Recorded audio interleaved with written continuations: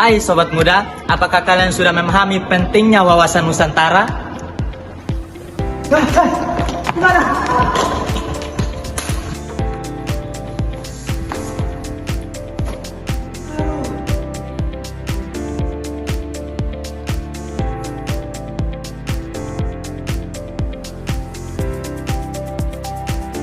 Salah satu tujuan wawasan Nusantara adalah untuk meningkatkan rasa solidaritas dan tanggung jawab antar umat beragama.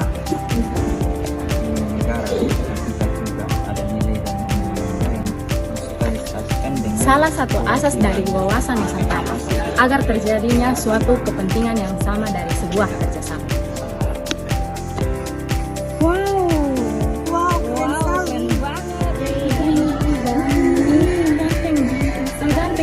Globalisasi dan pengaruh budaya asing menjadi salah satu tantangan dalam wawasan Nusantara. Bukan hanya ada satu persoalan saja, melainkan masih begitu banyak persoalan yang ada. Kita sebagai generasi muda, bagaimana peran dan cara kita menyikapi persoalan ini? Untuk memahami wawasan Nusantara lebih dalam lagi, tetap stay tune! Baik, saya akan menjelaskan wawasan Nusantara. Nah, wawasan Nusantara adalah cara pandang dan sikap bangsa Indonesia terhadap diri dan lingkungan sekitarnya dengan mengutamakan persatuan dan kesatuan dalam menyelenggarakan kehidupan bermasyarakat, berbangsa, dan bernegara. Ada juga landasan wawasan Nusantara. Ada beberapa, yang pertama yaitu landasan adil. Pancasila adalah dasar filsafat negara, dasar negara Indonesia yang menjadi sumber dari semua nilai, pandangan hidup, dan tujuan bangsa sebagai landasan adil. Pancasila membentuk kerangka berpikir negara Indonesia dalam menjalankan kehidupan bermasyarakat, bernegara, dan berbangsa. Yang kedua itu landasan konstitusi atau Undang-Undang Dasar 1945. Undang-Undang Dasar 1945 menjadi dasar hukum tertinggi dalam sistem ketatanegaraan Indonesia. Di dalamnya termuat aturan-aturan tentang bentuk negara, hak dan kewajiban negara, serta sistem pemerintahan negara. Yang berikut ada juga landasan operasional atau GBHN dan kebijakan pemerintah garis-garis besar haluan negara. Pada masa Orde Baru dan saat ini digantikan oleh arah kebijakan pembangunan jangka menengah dan jangka panjang menjadi panduan operasional pelaksanaan pembangunan nasional. Dan berikut adalah landasan historis. Proklamasi 17 Agustus 1945 yang merupakan proklamasi adalah tonggak berdirinya Negara Kesatuan Republik Indonesia. Sebagai landasan historis, proklamasi menegakkan semangat persatuan bangsa yang telah berjuang bersama mengusir penjajah. Yang berikut landasan kultural. Ketatanegaraan, keanekaragaman budaya Indonesia, yaitu Indonesia kaya dan akan budaya, bahasa, adat istiadat, dan tradisi dari berbagai suku bangsa. Keanekaragaman ini bukan pemisah, melainkan identitas dan kekayaan bangsa yang menyatukan. Terus yang kelima, landasan ini saling melengkapi dan menguatkan satu sama lain agar wawasan Nusantara dapat diterapkan secara utuh dan dalam kehidupan berbangsa dan bernegara. Yang berikut, asas wawasan Nusantara. Yang pertama, kepentingan bersama. Asas ini mengajarkan bahwa dalam setiap keputusan, dalam tindakan, baik oleh pemerintah maupun masyarakat, harus selalu mengutamakan kepentingan seluruh warga Indonesia. Artinya, tidak boleh ada keputusan yang hanya menguntungkan segelintir orang, kelompok, atau daerah tertentu saja.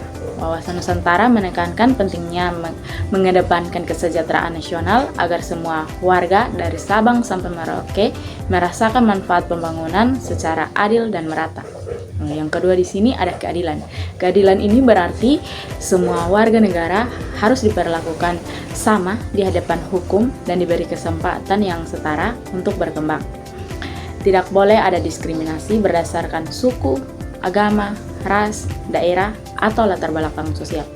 Dalam konteks wawasan Nusantara, keadilan sangat penting agar tidak ada daerah atau kelompok masyarakat yang merasa diartikan, karena hal itu bisa memicu perpecahan.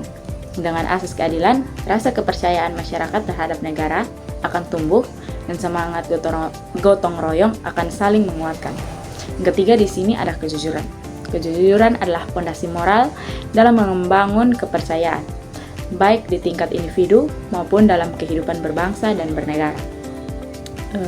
Dalam wawasan Nusantara juga, kejujuran diperlukan agar kerjasama dan komunikasi antar golongan, antar wilayah, serta antar pemerintah dan rakyat bisa berjalan dengan baik. Jika semua bersikap jujur, maka kesalahan dan penyimpangan dalam pemerintah bisa dicegah serta pembangunan bisa berjalan secara transparan dan akuntabel. Yang keempat ada solidaritas. Solidaritas berarti adanya rasa kebersamaan dan rasa tanggung jawab bersama terhadap nasib bangsa dalam masyarakat yang majemuk seperti bangsa Indonesia. Solidaritas sangat dibutuhkan untuk mengatasi perbedaan yang ada. Wawasan Nusantara mendorong rakyat dari berbagai suku, budaya, dan agama untuk saling menghargai, saling peduli, dan membantu satu sama lain. Yang kelima ada kerjasama. Kerjasama ini adalah bentuk nyata dari solidaritas. Dalam wawasan Nusantara, kerjasama diwujudkan dalam berbagai aspek, seperti kerjasama antar daerah, antar instalasi, antar warga, dan juga antar pusat dan daerah. Dengan kerjasama yang kuat, berbagai tantangan bangsa bisa dihadapi bersama. Pembangunan akan lebih cepat tercapai jika seluruh elemen bangsa mau saling mendukung dan saling berbagi peran sesuai kemampuan dan tanggung jawab masing-masing. Yang keenam ini ada kesetiaan kepada negara. Kesetiaan ini berarti adanya komitmen yang kuat dari warga negara untuk menjaga, membela, dan mencintai tanah air Indonesia. Ini mencangkup kepatuhan terhadap hukum, penghormatan terhadap simbol negara seperti bendera dan lagu kebangsaan, serta partisipasi aktif dalam pembangunan nasional. Oke, kita masuk pada slide yang berikut mengenai tujuan wawasan Nusantara. Yang pertama, menjamin keutuhan wilayah dan persatuan bangsa. Tujuan utama wawasan Nusantara adalah memastikan bahwa seluruh wilayah Indonesia yang terdiri dari ribuan pulau dan berbagai suku bangsa tetap menjadi satu kesatuan yang utuh dan tidak terpecah.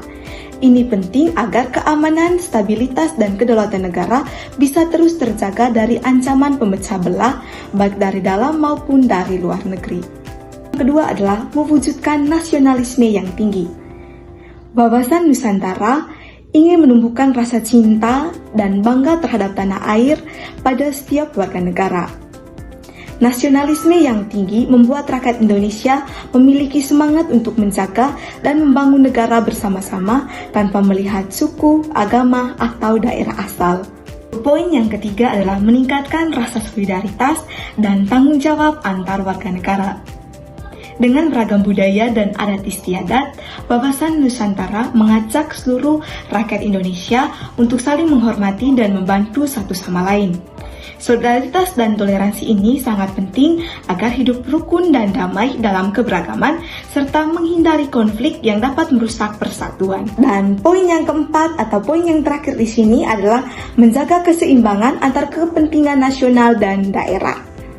Wawasan Nusantara menegaskan bahwa pembangunan dan kebijakan harus adil dan merata antara pusat dan daerah.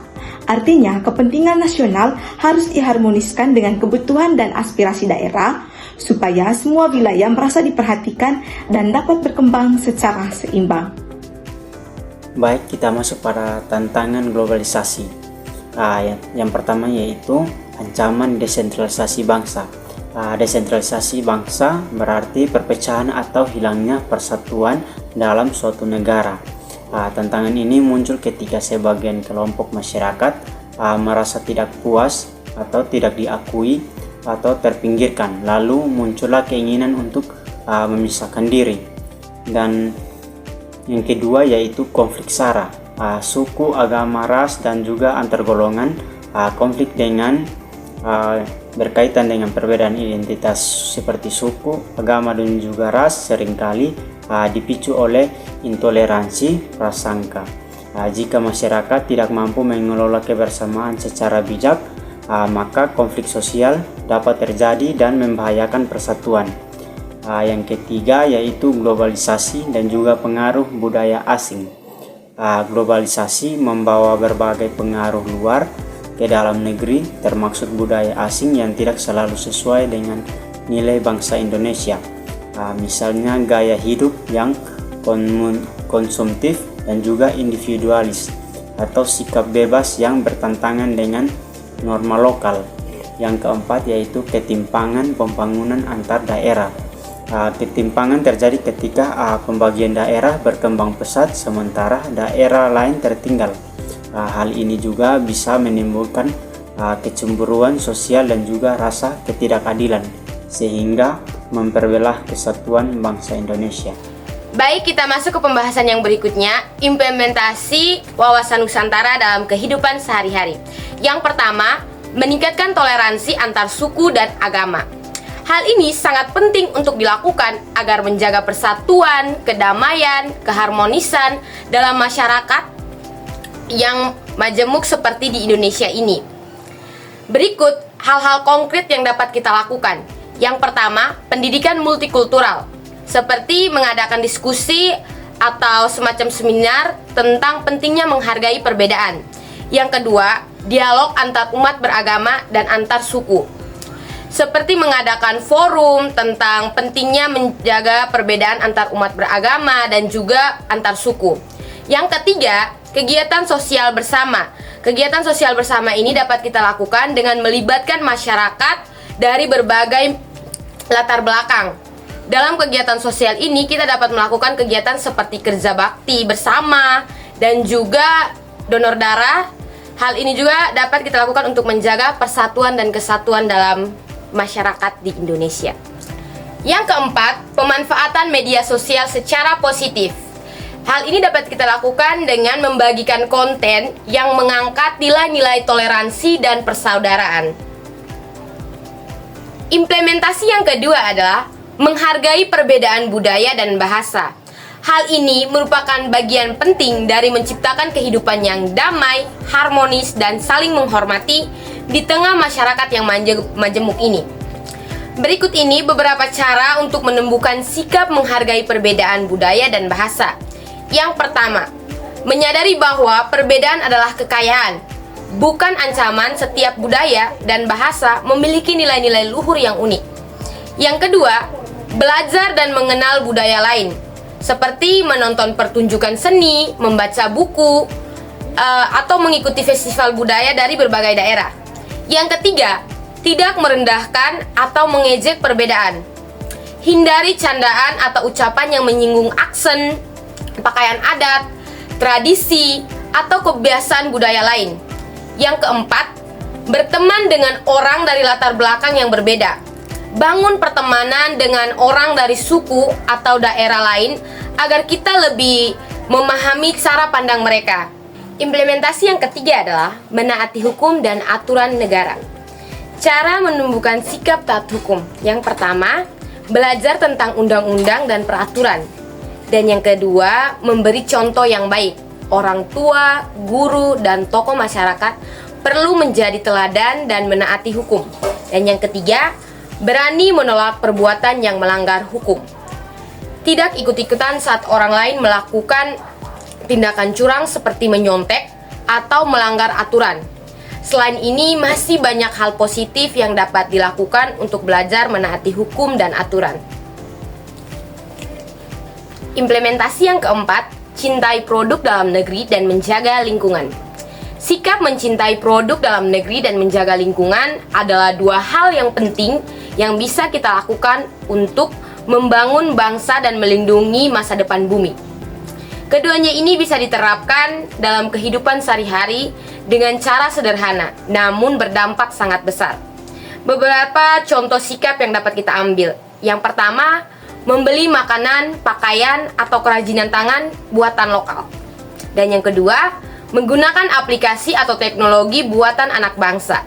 Yang ketiga, memilih merek dalam negeri saat belanja jika kualitasnya baik. Dan yang keempat, memamerkan dan mempromosikan produk lokal di media sosial.